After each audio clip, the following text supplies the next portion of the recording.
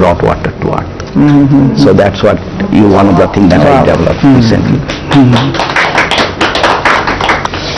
तुम्ही तुमच्या कामाबद्दल सांगा ना आणखीन. माझं काम जास्त करून आपल्या पृथ्वीला वाचवण्याकरता. सो सुरुवातीला जसं तुम्ही म्हणालात, तर मी लॅबमध्ये आपल्या गाड्या असतात त्यांना जिम मध्ये आपण गेलो की कसं आपण पळतो, तसं एक डायनमोमीटर म्हणून एक हे असतं. So it is like a treadmill for the car.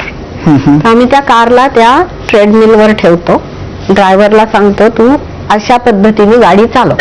समजा मुंबईच्या ड्रायव्हिंग सारखी, तर त्याला ती सायकल दिलेली असते की मध्ये जोरात जायचं, मग परत ब्रेक करायचं, मग थोडस शेजारच्या ट्रकवाल्याशी काहीतरी बोलायचं, किंवा जाऊन चहा प्यायला गाडी बंद केली, एक 10 मिनिटं थांबला तो तिथं, मग ते इंजिन गार होतं, मग ते परत सुरू करतो तेव्हा तितकं गार झालेलं नसतं. तर ह्या सगळ्या गोष्टींमध्ये तुमच्या एमिशन्सवर खूप फरक पडतो. आपल्या प्रत्येक गाडीत आजकाल साधारण 1990 भारतात कदाचित 2000 पासून कॅटलिटिक कन्व्हर्टर नावाचा एक केमिकल रिॲक्टर सारखा बसवलेला असतो. सो तो काय करतो, त्या यंत्रात काय होतं, तुमचा जो गॅस बाहेर एक्झॉस्ट येतो सो तो पुन्हा ऑक्सिडाइज होतो. म्हणजे जितका जास्त त्याला जाळता येईल तितकं, म्हणजे तेवढीच 1 लिटर पेट्रोलमध्ये 10 किलोमीटर जाणारी गाडी आता 12 किलोमीटर जाईल. सो जास्त त्याचं फ्युएल एफिशियन्सी वाढ. तर हे एमिशन्स मध्ये जेव्हा बाहेर येतात त्याच्यात कुठले कुठले केमिकल्स बाहेर येतात.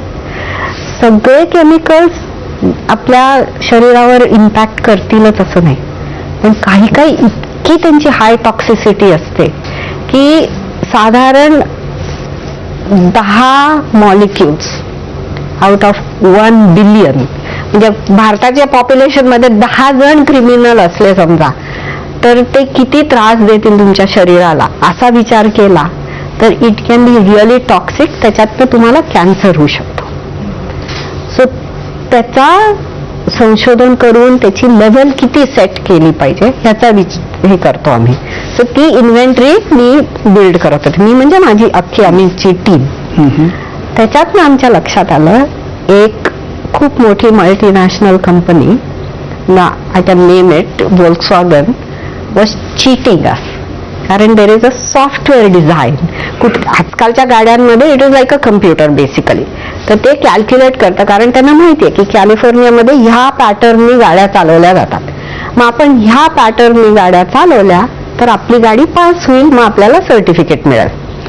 आपल्याला चिटिंगचा तर सगळ्यांना सवय आहे, माहिती आहे काय असतं.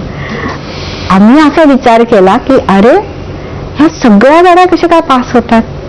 मग आम्ही काय केलं, ऍक्च्युली ह्या गाड्या रस्त्यावर चालवल्या आणि त्याच्या मागे मागे एक इलेक्ट्रिक गाडी मेजरमेंट्स घेत होती.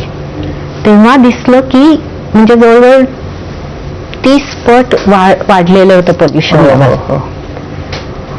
पण आता तुम्ही करणार काय, तुमचा लॉ म्हणतोय की तुम्ही ह्या पद्धतीने जर चालवलं तर तुम्ही पास. So we had to go through a large amount of legal battle गेलं पाहिजे. आणि जवळजवळ 22 बिलियन डॉलरची फाईन Volkswagenला द्यावी लागली. आणि त्या फाईननी ते पैसे कोणाच्याही खिशात गेलेले नाही.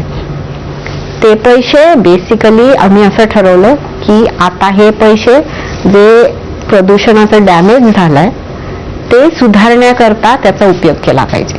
तर म्हणजे काय, तर ज्यांची साधारण इन्कम लेवल कमी आहे त्यांना इन्सेंटिव्ह देऊन इलेक्ट्रिक किंवा हायड्रोजन गाड्या विकत घ्यायची म्हणजे सोय केली पाहिजे, किंवा विजेचं बिल कमी केलं पाहिजे त्यांच्याकरता.